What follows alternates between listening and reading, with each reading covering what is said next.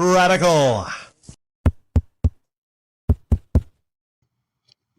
So I'm over at Social Blade, which, if some of you don't know, socialblade.com is a place where you can check out all details and all the numbers on any YouTube channel you want to check out.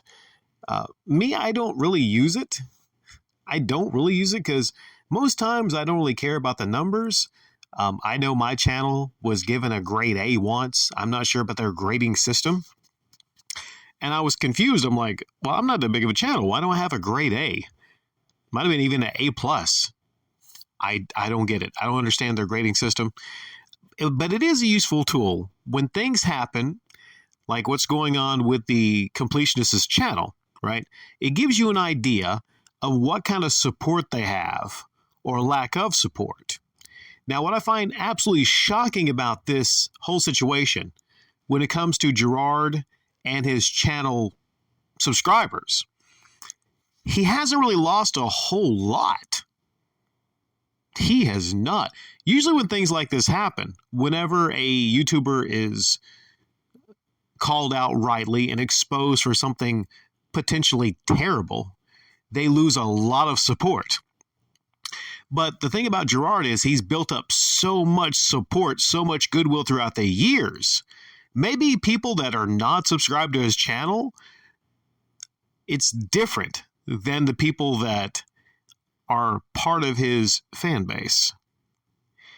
The thing about his fan base is, from what I've determined, a lot of the people that came to my channel telling me they don't think he could ever be guilty of such a thing is they are bamboozled. They are fooled.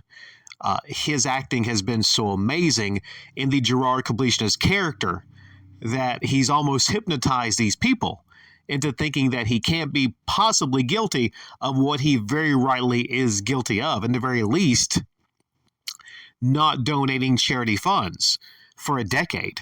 And that's just what we know right now. That's not anything that's going to come out.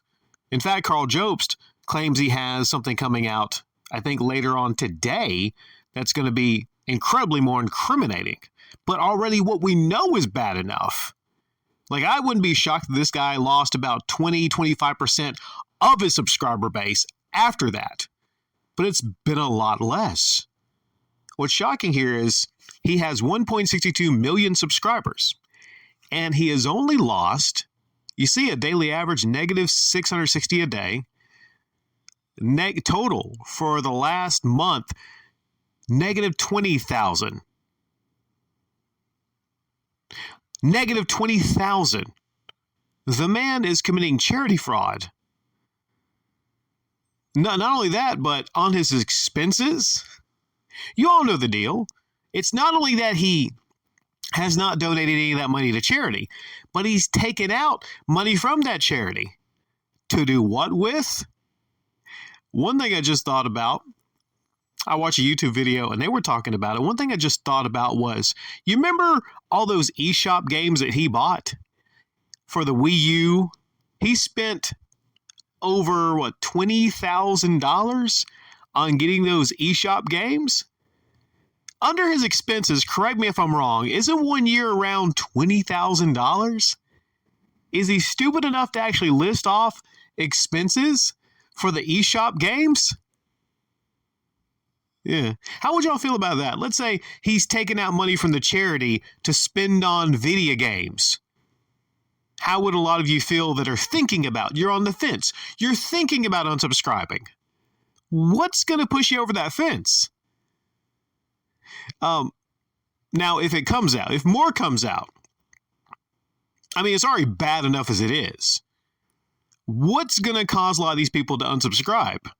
These people, like I said, that have been fooled for Jirard for several years, for somehow thinking he's not the piece of shit that I rightly called him from 2020 on. What's going to cause those people to do that? Or is charity fraud not just seen as, I mean, it's not that it's not seen as a terrible thing. Like, I don't understand here.